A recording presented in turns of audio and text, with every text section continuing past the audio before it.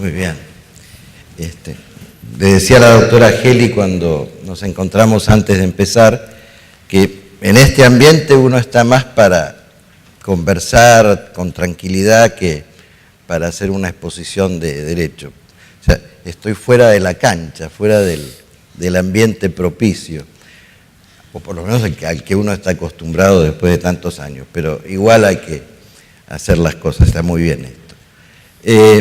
Desde que comenzó el sistema, yo creo que este sistema de división de poderes, así como se aplica en Estados Unidos y nosotros, con lo que va necesariamente unido a ello, que es el control de constitucionalidad, es decir, la actuación del Poder Judicial, es una invención, entre comillas, porque ninguna invención es absoluta, pero es una gran invención de los padres fundadores de Estados Unidos.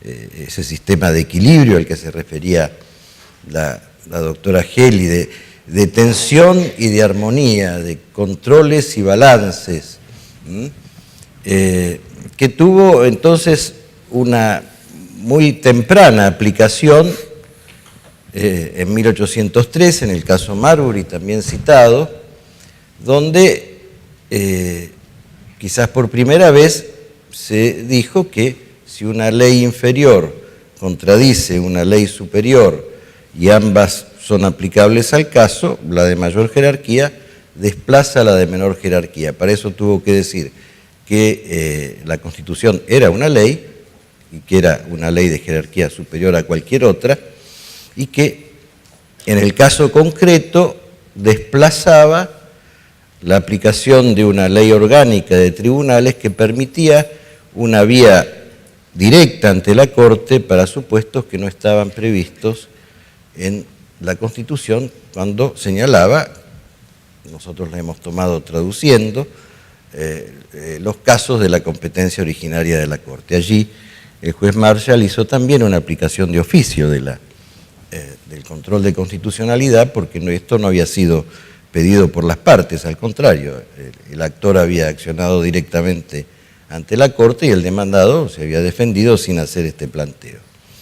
Pero ahí mismo surgió la discusión, porque a pesar de que Marshall había sido tan inteligente como para plantear esto, dándole la razón al gobierno demandado,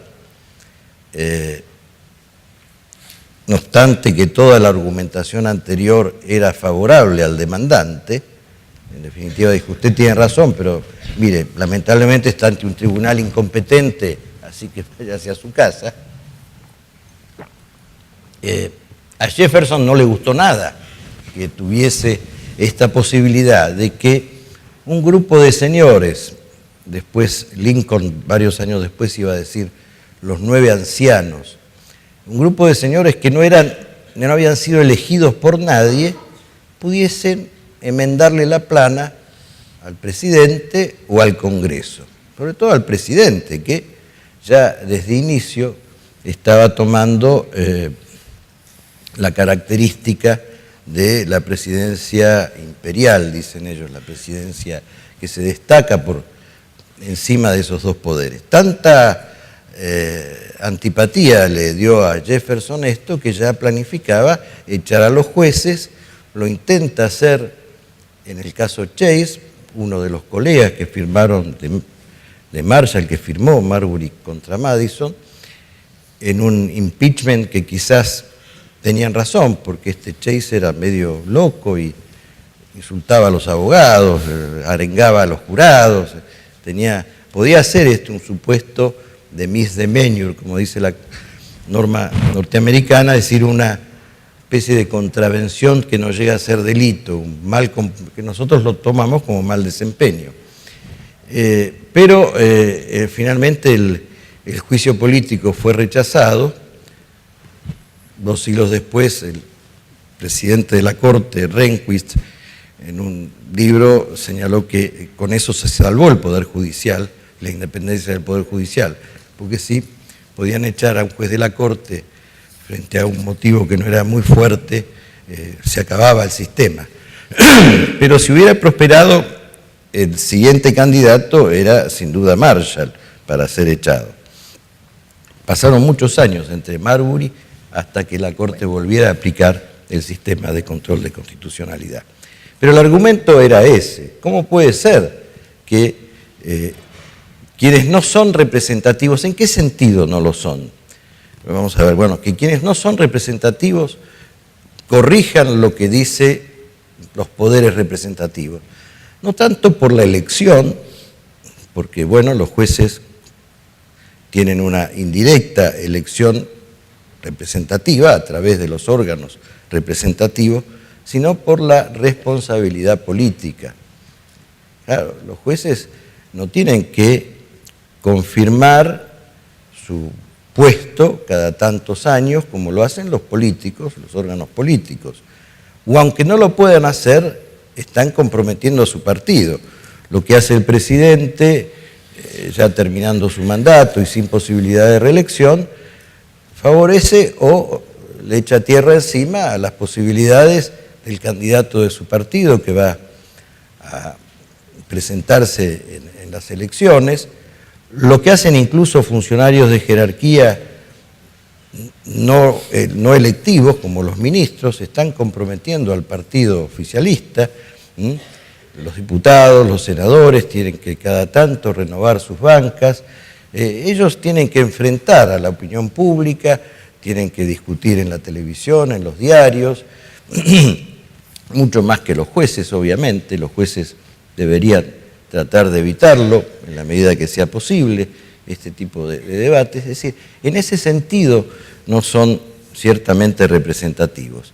Y ahí entonces está la cuestión. Pero lo que el constituyente de 1787 diseñó, y sobre todo después lo diseñó la práctica, es que para poder hacer esta tarea de equilibrio debía mantenerse dentro del ámbito de competencias que le había señalado la Constitución, que es la resolución de causas. Y la resolución de causas, desde ese tiempo en adelante, siempre se refirió a casos concretos donde las partes tenían entre sí, ellos llaman derechos adversariales, derechos contradictorios, de tal manera que el triunfo de una significa la derrota de la otra, un derecho propio, particular, concreto, inmediato, el agravio del que hablaba la doctora, porque si no el tribunal se convierte en un foro político. Muchas veces ante los jueces van los diputados y senadores a iniciar acciones y la pregunta del juez es siempre, ¿y por qué no lo discutió esto en la Cámara? Y bueno, porque lo quise discutir, pero somos minoría. Y bueno, su minoría convenza a la gente que lo vote la próxima vez para que sean mayoría. El sistema juega así. Entonces, la propia Constitución, al hablar de casos, está señalando el límite estricto de competencia de los jueces. Cuestión que en los problemas de constitucionalidad, claro que tiene grandes matices, porque las normas constitucionales, como cualquier otra norma en definitiva, no son un sistema de computación donde a un determinado input se va a producir un determinado output. Hay posibilidades de interpretación y discusiones de interpretación. Por eso también los tribunales, desde el inicio, han desarrollado la doctrina de la autorrestricción. En Rodríguez Pereira, que mencionó la doctora, la Corte vuelve con un espíritu docente a recordar todos esos criterios. La control constitucional es la última razón, se tiene que demostrar que es necesaria para la resolución del caso, o sea que tiene una relación directa con el derecho invocado, el problema de la constitucionalidad, de tal manera que el derecho es sí si la norma es inconstitucional o es no si la norma no es inconstitucional, que está dependiendo de eso. Y hay que agregarle lo que ya estudiamos en la facultad. Bueno, si hay una posibilidad de una interpretación de la norma con validez constitucional, hay que optar por esa interpretación. Si hay una posibilidad de interpretar la norma constitucional que mantenga la validez de la constitucionalidad, inconstitucionalidad de la norma discutida, hay que optar por esa interpretación. Es decir, siempre buscando la solución favorable a la validez de la norma, salvo que, como también dicen los norteamericanos, la inconstitucionalidad sea facial, ¿no? Insoportable. El caso de Juan es que lo sometieron a esclavitud. Bueno, la norma que dice que Juan tiene que ser esclavo es obviamente inconstitucional. No hay mucho que discutir en ese punto. Un tema muy importante para mantener los límites entonces de la competencia del Poder Judicial es la legitimación. El agraviado puede plantear ante el tribunal su caso. El que no es agraviado va a plantear un tema, va a discutir la oportunidad de la norma. No va a discutir, no puede discutir el agravio de derecho porque no lo tiene. Esto es lo que dijo la Corte en la Argentina, de muchísimas oportunidades, y por supuesto también la Corte americana. Frente a esto está la discusión. ¿Pueden los jueces que no tienen esta responsabilidad política declarar la inconstitucionalidad de una norma que emana de un poder que tiene responsabilidad política? Hay que ver, porque si los jueces inventan derechos constitucionales, entonces yo diría que tendrían que ser electivos y durar 4 años, 5 años, 6 años. Si se puede decir, como se dijo acá en la Argentina, que el divorcio vincular es un derecho, porque el divorcio vincular afecta a la naturaleza contractual del matrimonio en la medida que todo contrato puede ser resuelto por común voluntad de las partes. El divorcio vincular puede ser muy bueno o muy malo, pero yo voy al hecho objetivo. Después de 100 y pico de años de aplicación de la ley de matrimonio civil que decía lo contrario, y que la Constitución no dice nada de eso, y bueno, esto es crear un derecho constitucional y modificar la Constitución. Pero si ustedes van a modificar la Constitución, yo quiero que sean electivos, porque tienen que tener responsabilidad política. Ahora, si se atienen y dicen, no, esto es competencia del legislador, y si el legislador dice que debe haber divorcio vincular, como no contradice ninguna norma de la Constitución, habrá divorcio vincular. Si el legislador dice que no debe haber divorcio vincular, como no contradice ninguna norma de la Constitución, no habrá divorcio vincular. Si frente a los anhelos que expresan las constituciones al hablar de ciertos derechos sociales, por ejemplo el derecho a la vivienda, y no había ni un caso de un señor Juan que se presentó ante el organismo público que está entregando viviendas y a Juan le dice, a usted no se la doy. Entonces Juan dice, yo tengo derecho a la vivienda y además del derecho de igualdad. En el acto administrativo número tal me rechazaron sin causa este derecho, tengo un agravio concreto. Si no, simplemente se presenta y digo, yo quiero que me den una casa. ¿Cuál casa? La de la esquina, la de allá. ¿Cuánto vale esa casa? $1 millón, denme $1 millón, denme la de $50.000, denme la de 10 pesos, denme una casa. ¿Y cómo le voy a dar la casa? Tengo derecho al trabajo, denme trabajo. ¿Cuál? Trabajo de, bueno, señor almacenero de la esquina, dele trabajo a este señor.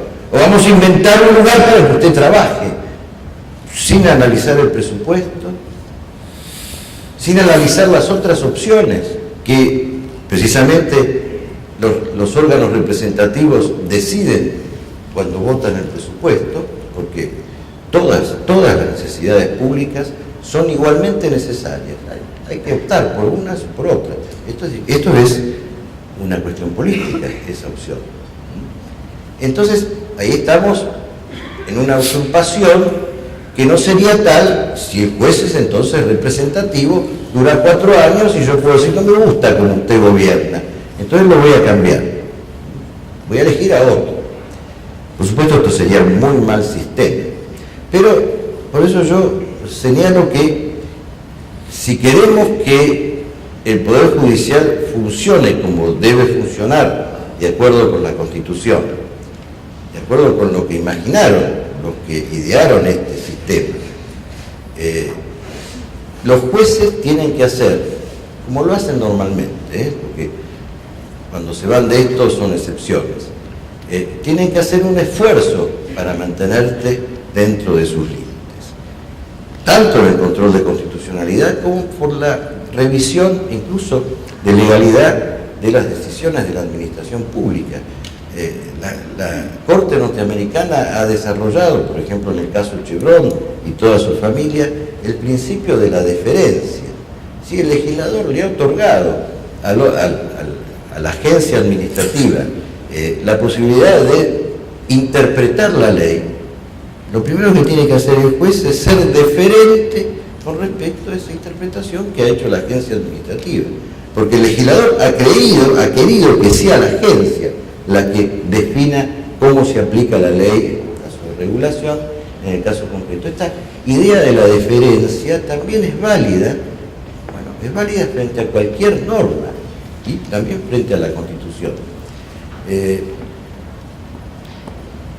Así entonces, la aplicación del sistema tiene una posibilidad de mejor funcionamiento, porque ahora sí, yo no quiero que los jueces tengan responsabilidad política, porque para resolver el caso concreto con neutralidad e independencia, es mejor que no tengan responsabilidad política, que no tengan el problema de la opinión pública mañana o de la elección dentro de un año, que no estén condicionados a esta cuestión, que el caso de Juan contra Pedro sea resuelto dentro de sus límites. Juan contra Pedro y la aplicación de la norma objetiva, sin ningún tipo de especulación política, que sí tienen derecho, tienen la obligación de hacer, no el derecho, sino la obligación de hacer los otros poderes. Ellos tienen que ganarse la voluntad de la gente. Y así eso es el sistema democrático. El juez no tiene que ganarse la voluntad de la gente, tiene que resolver la causa, dice 116, aplicando la Constitución, las leyes, los tratados. Bueno, también nada más para